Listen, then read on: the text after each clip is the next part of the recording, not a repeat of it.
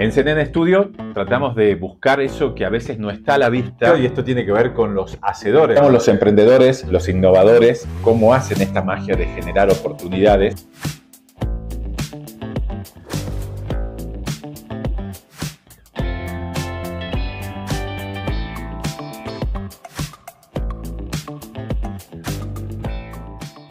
¿Qué tal, amigos de CNN Studio? Buscando los innovadores, los emprendedores y cómo es desarrollarse a partir de una profesión, y sobre todo entender que uno puede terminar ejerciendo un trabajo, un emprendimiento dentro de esa profesión que no va a ser exactamente lo que nosotros tenemos como preconcepto de un doctor, de un abogado, de un contador y en este caso de un arquitecto. Cómo a partir de la arquitectura podemos desarrollar otras cosas que están emparentadas con esa actividad, pero podemos expandirnos. Y también es un placer para nosotros expandirnos dentro del norte grande y potente que somos en la Argentina, estar ahora mirando a Jujuy, porque nuestro invitado es de ahí, es Ramiro Tejeda, es arquitecto, y han decidido dentro de una trayectoria larga empezar a incursionar en otras cosas. ¿Qué tal, Ramiro? Bienvenido a CNN Studio. Contame, ¿por qué decidiste ser arquitecto? Bueno, hola José, gracias por recibirme acá en los estudios de CNN. La verdad que es algo que me enorgullece poder estar acá, así que te lo agradezco. La verdad que es algo que nunca lo dudé. Yo desde chico quise ser arquitecto. Cuento un poco ahí en lo que es Urbano Más, mi plataforma de Después vamos a ir ahí. Y ciudad, que cuando era chico me gustaba dibujar, pensar las casas, pero ahí entiendo un poco a lo que vamos con el tema de la profesión y de los sentidos. A mí, yo no más que dibujar una casa, dibujaba un espacio y dibujaba gente haciendo algo. Dentro de esos espacios. Dentro de esos espacios. Entonces, un poco, ¿por qué quise ser arquitecto? Es algo que naturalmente me nació, es algo que me gusta destacarlo. Siempre mi familia me apoyó, mis amigos por ahí me decían, no, te vas a morir de hambre, tenés que hacer ¿Nadie en la familia era arquitecto? Nadie en la familia era arquitecto. Mis padres son docentes, profe de educación física, maestra de grado, y ellos me dejaron en claro que uno tenía que hacer lo que a uno le gustaba. Como ejercicio para el resto de la vida, uno tenía que hacer lo que le gustaba. Como te decía, ellos me apoyaron. Por ahí la sociedad en general te pone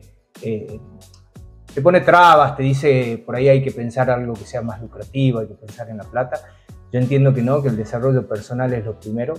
Eso me llevó y eso me allanó el camino para decidir que sí, que mi vocación era ser arquitecto, y a partir de ahí, bueno, empezar a estudiar, a formarme en una profesión que entiendo como todas, pero por ahí esta en particular día a día te actualiza.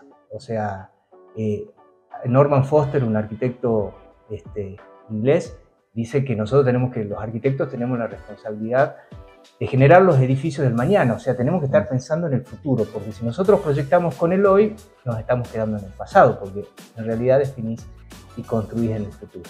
Así que nada, a partir de esa visión y de esas expectativas personales, me definí a la profesión de arquitecto. Estoy más que feliz.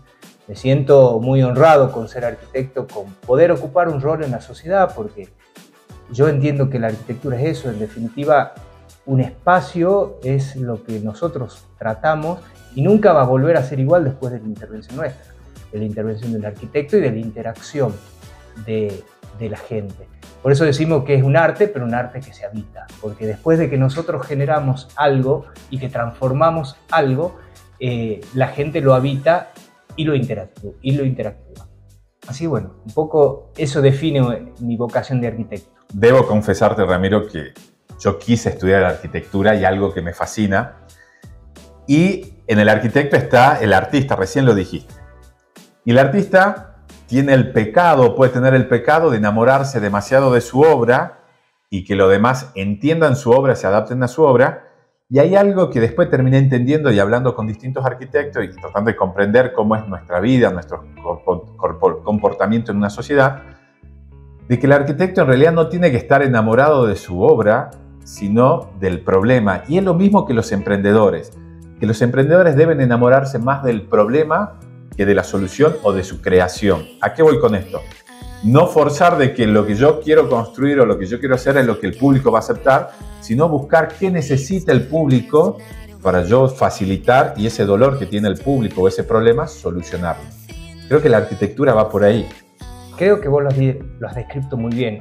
En realidad nosotros tenemos que trabajar sobre el problema y sobre cómo solucionamos ese problema, cómo damos alternativas. Creo que si los arquitectos tratamos de forzar las soluciones, terminamos generando más problemas. Y a mí me gusta decir que si bien los arquitectos siempre tenemos la verdad, ninguna de nuestras verdades son ciertas. O sea, todas son factibles de ser refutadas porque en definitiva todos somos actores de esa realidad que se genera. Así que sí, como vos decís, tenemos que trabajar sobre el problema, sobre cómo darle la solución. No enamorarnos de nuestras formas, porque son nuestras, no son las de nuestros clientes, las de nuestros usuarios. En el caso mío, que me ha tocado ocupar cargos en la función pública, no enamorarnos de lo que nosotros creemos, sino de lo que la ciudad nos pide, de lo que el vecino nos pide. Y eso es, en definitiva, el buen ejercicio de la profesión. Ramiro, contame un poquito tu trayectoria, tanto en la parte privada, en la parte pública, que aprendiste de ambos. Si eso realmente sirve y nutre a un profesional. Hay mucha crítica sobre lo público. Creo que en el caso tuyo y en tu profesión hay mucho para aprender en eso y mucho para tomar. ¿Qué aprendiste de eso? ¿Y cuál es el presente hoy de Ramiro? Bueno, pasé por todas las facetas, te diría. Empecé, apenas me recibí, hice un viaje que entiendo que completó mi formación a Europa. Volví, empecé a trabajar en una empresa constructora. Hago una pausa ahí. ¿Cómo es para un arquitecto que leyó todo el tiempo, miró fotos de esos edificios, de todo lo que fue la historia de la arquitectura y tener la posibilidad, Ramiro, de verlos ahí en vivo?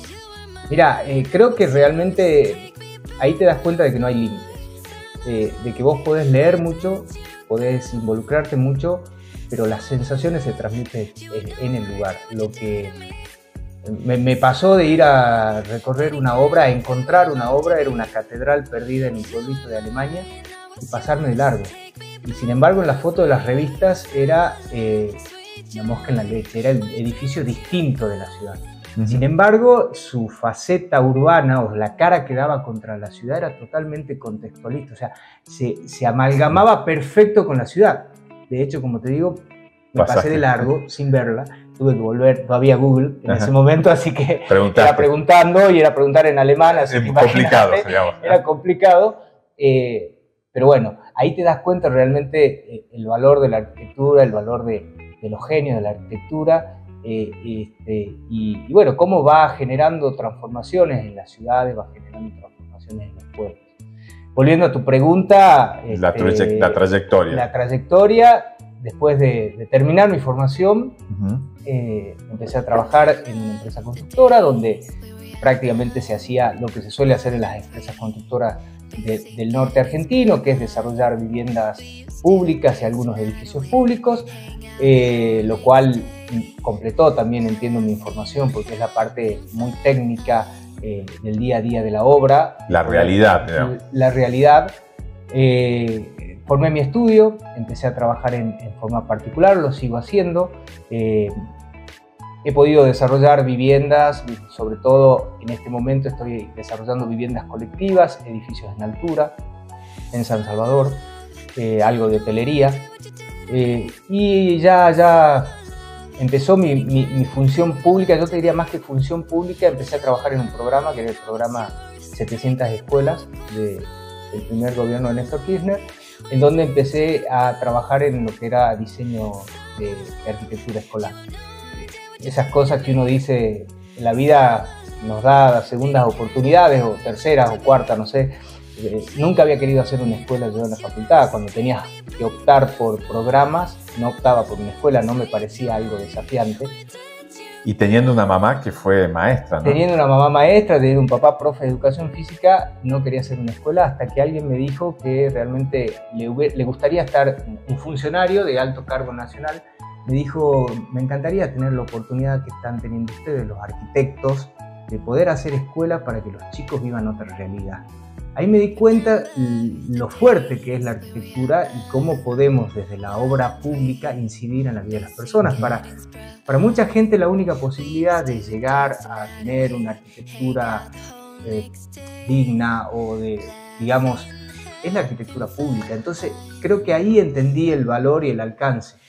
Yo simplemente era un arquitecto dentro del staff del Ministerio de Educación que estaba diseñando las escuelas. Después tuve la oportunidad de ser director de proyectos, subsecretario de Obras Públicas de la Municipalidad de San Salvador de Jujuy y finalmente, cargo que todavía ocupo, soy secretario de Planificación del Ministerio de Infraestructura de la provincia de Jujuy. Sin meternos en temas tan técnicos para los que no somos arquitectos, y hablas esto de la oportunidad, tenías una negación de hacer el diseño de una escuela y darte cuenta lo importante de tu profesión en la vida de esos niños y maestras y maestros que van a formar generaciones, ¿no? de argentinos. ¿Qué se tiene que tener en cuenta? Digamos, saquemos la cuestión técnica, para la que lo pueda entender. ¿Qué cosas haces dentro de un diseño? Porque podría hacer Control-C, Control-V, listo, hago escuelas, aulas, listo, no tiene mucha más complejidad. Incluso empezamos también a pensar ¿por qué tendría que tener más complejidad? ¿Y en qué cosas innovás? Mira, yo creo que tenés que darte cuenta cómo interactúan los chicos. Si los chicos del Primero investigar. Primero investigar, ver cuáles son las cosas que les interesan a los chicos, entender que el edificio va a formar parte de su vida mucho tiempo, por ahí hasta igual o más que la casa. Entonces, cuando vos empezás a darle esa relevancia y esa importancia, empezás a innovar en los criterios de diseño. ¿Algo que puedas destacar así, por ejemplo, en qué cosa? Estamos acostumbrados a no poner árboles y vos vas a una escuela y los chicos esperan que los busquen los padres debajo de la sombra de un árbol, por ejemplo. Entonces, pensar el espacio, pensar... De ese momento de la búsqueda de los chicos, que nadie piensa, porque es muy incómodo el momento de ir a buscar a un chico. Exactamente, era un espacio entre la escuela y la calle, donde ruedan los autos, en donde teníamos que pensar el lugar donde muchas veces el hermano mayor espera al hermano menor, donde es un lugar de encuentro en el momento de la escuela. Y debe ser amable. Debe ser amable y debe ser agradable también para los vecinos. O sea, debe ser un lugar de confluencia entre todos los actores. Como te decía, los padres, los docentes, los alumnos, muchas veces hermanos, que se esperan, se encuentran, tienen diferentes horarios, así que se encuentran en ese espacio. Y los vecinos, porque en definitiva, si ese espacio es agradable y genera apropiación, es el espacio que se cuida y es el espacio que se valora. Así que empezando a observar cuáles eran los espacios que se necesitaban, estamos acostumbrados a tener la vereda, el límite de la escuela con una reja y el espacio interior, entonces muchas veces te debe haber pasado que ves la portera o la directora cerrando la puerta de la escuela y la escuela queda cerrada y negada a cualquier posibilidad de uso en un espacio que debería ser de todo. Ramiro, digamos, hiciste toda esta evolución de pasar de lo privado a lo público, de entender las necesidades, saber lo que hay la demanda de una sociedad sobre el desarrollo del espacio público. Y después tenés hoy un desafío muy grande, porque estás en el proceso de finalizar un ícono que va a ser del norte, que es el Centro Cultural Lola Mora, que está en San Salvador de Jujuy, y que además de remitir a una artista muy importante para nuestra cultura, y por ser mujer además, y porque muchas de sus esculturas están en San Salvador de Jujuy, que invito a muchos que hagan una pausa y de verlas y detener a verlas, después hablaremos de eso, pero además ese centro cultural fue diseñado a pedido de quien fuera el gobernador Gerardo Morales, por César Pelli, el famoso arquitecto tucumano que habrá sido inspiración tuya y que hoy vos estás terminando o llevando adelante ese proyecto. Contame un poquito de ahí y qué impacta en vos. Todo. Hay un antes y un después del momento en donde el gobernador Gerardo decide que el proyecto se canalice a través de mi secretaría. Primero, ponerse la mochila al hombro y empezar a remar era algo totalmente distinto. Empezábamos por armar el expediente para contratar a César Pelli como artista y discutir con Primero convencerlo. No, Gerardo siempre estuvo convencido de que era César Pelli. Él había hecho contacto, había estado indagando. Gerardo en ese sentido es un visionario y cuando tiene algo en la cabeza lo logra. Así que nada, había que ponerse la mochila y empezar a caminar. Y te decía, primero convencer a la parte administrativa de la gestión de que la arquitectura es un arte, me decían, no, tenés que llamar a Compulsa. No puedo llamar a Compulsa y ponerlo a César Pelli entre 3 postulantes para ver cuál es el más económico. Acá hay una decisión que tiene que ver con una valoración artística, con un reconocimiento profesional hacia César Pelli, es el arquitecto argentino más importante, así que bueno, empezamos a armar el expediente desde justificar que la arquitectura es un arte, Wikipedia lo dice, es una de las 7 artes, yo la completo diciendo que es el arte que se habita. Y además vos como fanático de César Pelli, lo tiene que hacer él, digamos, no hay otra. A ver, lo veía imposible, te digo la verdad, soy sincero, César Pelli en ese momento, el estudio de César Pelli estaba haciendo torres en todo el mundo, programas con más de 60.000 metros cuadrados y nosotros fuimos con una carpetita de 4.000. O sea, fuimos a tocarle la puerta, Gerardo fue a tocarle la puerta a César Pelli, consiguió la entrevista, César era muy amable, muy cordial, se enganchó enseguida con el proyecto. El equipo que llevó adelante, Susana Laporta Drago y Axel Semboray, los 2 argentinos que trabajan en el estudio de César, se engancharon rápido con la idea del proyecto. Acá no. ¿Y por qué crees que César Pelli decidió dar un sí al proyecto del Centro Cultural Lola Mora? Mira, primero creo que hay un preconcepto de decir César Pelli solo hace cosas grandes, hace las cosas que le interesan. Sí, creo que gente que ya está a ese nivel hace lo que lo motiva, digamos. Exacto. Ya no hay ninguna necesidad de nada. Exacto. Los Rolling Stones siguen tocando, está bien, generarán millones de dólares, pero ya siguen tocando porque lo sienten, digamos. Yo creo que Lola fue una motivadora muy especial. Él conocía a Lola, la historia de Lola Mora. Aún hoy Lola Mora es considerada la escultora argentina más importante. El Día del Escultor se celebra, el día del natalicio de Lola Mora. Así que creemos que fue la motivadora. La posibilidad de hacer un museo para resguardar sus esculturas fue el gran motivador. Pero también entendemos que hay otras cosas. César tenía 89 años en ese momento, acababa de enviudar, él se había casado con Diana Balmori, también tucumana arquitecta, que junto con él desarrolló un estudio, Balmori y Asociados, de paisajismo. Te decía, acababa de enviudar y en los recuerdos de César Pelli está su luna de miel, que fue en Jujuy. Entonces creemos que hubo todo un combo de cosas que hicieron que César se viera realmente motivado y se enamorara del proyecto, como creo que sucedió, como creo que quedó plasmado también en el diseño, porque no es un diseño común, pero sí es un diseño que refleja estadios principales en el diseño de César Pelli. Cuando él estaba en el estudio de Eero Saarinen y diseñaron la TWA, que es un edificio que está en el aeropuerto de Nueva York, y que es un ave levantando vuelo de hormigón con la tecnología de los años 60, bueno, hoy si mirás el Museo Lola Mora, refleja un poco de eso, refleja también en lo que son la organización de los espacios, la vivienda con la que César Pelli gana la Bienal de Venecia y que también lo hace famoso. O sea, hay mucho del trazo de la sensibilidad de César en el diseño de Lola Mora. Y hoy, ¿qué es lo que te motiva a vos cuando se corte la cinta de eso? Digamos, estás todavía en todo el proceso. Bueno, la pregunta que hizo clic en mí dijo, ¿y después qué? O sea, como arquitecto me siento feliz de estar en el lugar que estoy. Soy un agradecido de poder estar realizando esta obra. Y entendí en un momento que tenía que empezar a dar mis propios pasos. Armamos porque siempre pensé que la posibilidad de vincularse con César Pelli no tenía que ser solamente una oportunidad para mi secretaría, para el sector que lo desarrollara, sino que es una oportunidad para la sociedad en general. Así que en la obra armamos un centro de visitantes en el cual recibimos a los curiosos que se animan a tocar la puerta y a preguntar qué están haciendo. Hoy hay muchas puertas, hoy Instagram, hoy las redes son fundamentales, nos ayudan en eso, en ese sentido de la difusión.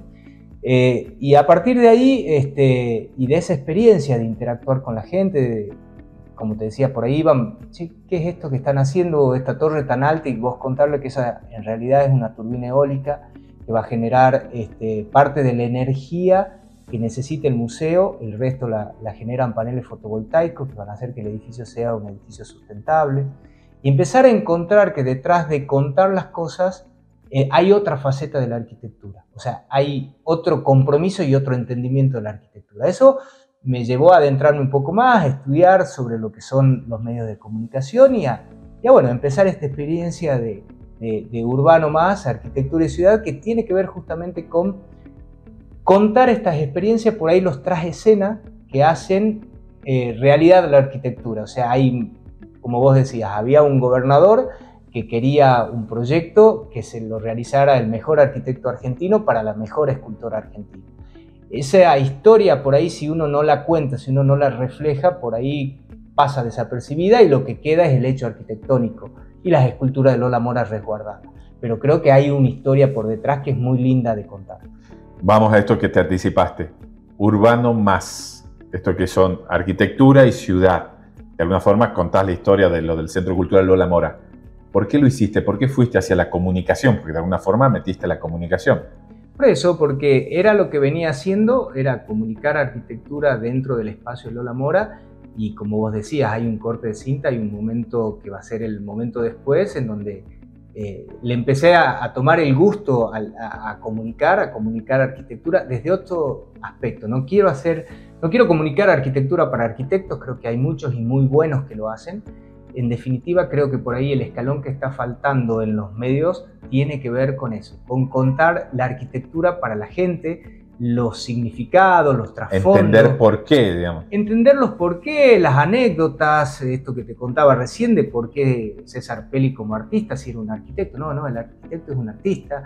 Esos trasfondos que, en definitiva, después quedan tapados u ocultos si nadie los manifiesta, si nadie los expresa, porque la obra en sí misma cuenta ya su historia.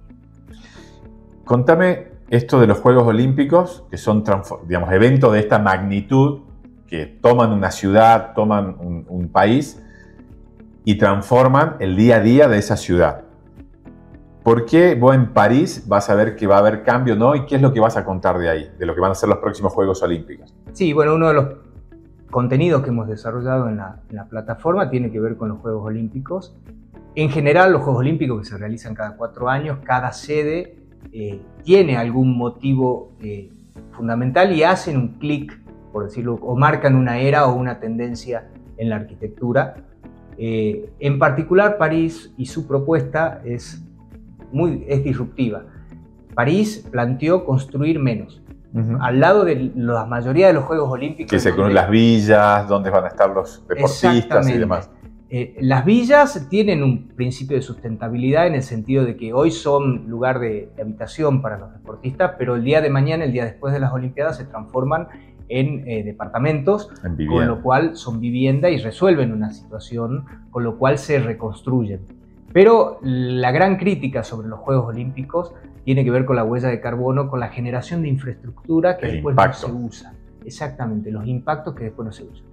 Río de Janeiro tiene una arquitectura fantástica en lo que han sido el desarrollo de los Juegos Olímpicos de Río, pero hoy están casi sin uso, lo cual lo lleva a toda una cuestión de sustentabilidad de muy alto impacto. Hoy sabemos el mundo se está moviendo en condiciones de sustentabilidad y París propuso eso. París propuso reutilizar la infraestructura, modernizarla para generar, por ejemplo, en todo lo que son sistemas de transporte, hacer prevalecer las bicicletas. Ha generado una red de ciclovía para que se comuniquen quienes visitan París durante los Juegos Olímpicos, que después va a quedar instalada para los parisinos, combatiendo el 72% de los autos estacionados, es decir, sacó los estacionamientos para generar bicisendas para que los parisinos, primero en los Juegos Olímpicos y después los propios parisinos, se muevan en bicicleta. Todo el transporte público es eléctrico, con lo cual de fuente sustentable, que se van a estar moviendo entre los sitios, y los sitios son los espacios que París, lógicamente una ciudad tan importante como París tiene infraestructura. Solo han construido 2 escenarios nuevos que tienen que ver con la pileta de natación y una arena de tan solo 6.000 espectadores. O sea, nosotros en Jujuy estamos construyendo un estadio para 6.000 espectadores. Todo el resto se ha ido refaccionando y creo que lo más novedoso de esto tiene que ver con la filosofía de no generar huella de carbono, pero a la vez generar espacios para los propios parisinos para que puedan participar de los Juegos Olímpicos. Entonces ya se empezó a ver, por ejemplo, beach volley se juega en la Tour Eiffel, así que vos vas a poder ver... Por un lado, quienes vamos a observar a la lejanía, es decir, el placer de tener jugando al beach volley y esté la Tour Eiffel ahí. Exactamente. La ceremonia inaugural no se hace en un estadio, no pagan entrada, no sacan un ticket, sino que la ceremonia inaugural, las delegaciones van a recorrer en barco el río Sena, el pueblo de París va a poder salir y disfrutar de ese espectáculo. Así que bueno, esa es un poco la filosofía de París. Por eso entiendo que la sustentabilidad es el eje, la renovación de los espacios es el eje. Boxeo se hace en el Palacio de Cristal, que fue la sede de la Expo Mundial en 1900. O sea, es un edificio que tiene 124 años de uso y que hoy va a estar actual, renovado y actual. Entonces esa filosofía de encontrar en la renovación, en la optimización de recursos, en la sustentabilidad, creo que es lo que París va a transmitir al mundo, ya está transmitiendo al mundo y lógicamente va a impactar fuertemente en todo lo que van a empezar a ser los desarrollos arquitectónicos de acá en adelante. Para cerrar, Ramiro, del otro lado siempre hay alguien que va a decir yo quiero estudiar arquitectura o me gusta la arquitectura. Y por otra parte, ¿qué será de mi futuro una vez que tenga el diploma? Que en realidad ahí comienza la historia, ¿no? ¿Qué le dirías a esa chica, a ese chico, a quien quiere estudiar arquitectura y mirarlo desde el lado de emprender posteriormente? Creo que es una profesión hermosa. Primero, volver a las bases. Si es lo que te gusta, seguramente es por ahí. La arquitectura te da muchas facetas. Te da la posibilidad de interactuar con la gente. Te da la posibilidad de estar en la calle. De estar en la calle... fuera de una oficina. Fuera de una oficina, así que también las condiciones van variando día a día y el aprendizaje es día a día. Yo los aconsejo a seguirlo, a los que tienen, que lo tomen como una filosofía de vida. Hablábamos hace un rato del ojo crítico. Lo lindo de ser arquitecto es que uno recorre las ciudades de otra forma. Mirás otra cosa. Por suerte mi mujer es arquitecta, así que no te aguantaría, digamos. Si no, no me aguantaría. No nos aguantaríamos, pero recorremos la ciudad como arquitectos y nos encanta hacerlo. Tenemos 2 chicos que nos acompañan también. Creo que no van a ser arquitectos, pero le encanta recorrer las ciudades y verlas. Así que no, es una profesión hermosa. Realmente podés transmitir mucha pasión y podés integrarte perfectamente con las vocaciones. Ramiro, gracias por emprender. José, déjame primero. Bien. Sé que visitás Jujuy. Estuvimos hablando del tema. Quiero dejarte un presente. Sé que vas a estar, porque te estoy invitando. Esto es, señores, esto es el proyecto del museo que está en proceso, del Centro Cultural Lola Mora. Creo que tenemos que ponerle más foco a lo que tenemos. Digamos, a mí me pasó muchas horas de estar en Jujuy por trabajo y perder no es tiempo, sino invertir tiempo frente a las obras de Lola Mora, que tiene que ver con nuestro norte, porque tiene que ver con una historia de Salta, con una historia en Buenos Aires, aquella fuente, y que hoy César Pelli, en su legado, haya dejado este edificio que está en proceso. Que lo lleve adelante un arquitecto que es Ramiro, que está acá, que es jujeño, que es del norte. Wow, digamos, se unen muchos puntos. ¿Ah? Hay mucha emoción. Muchas gracias. Gracias, José. Gracias. Wow, muchísimas gracias.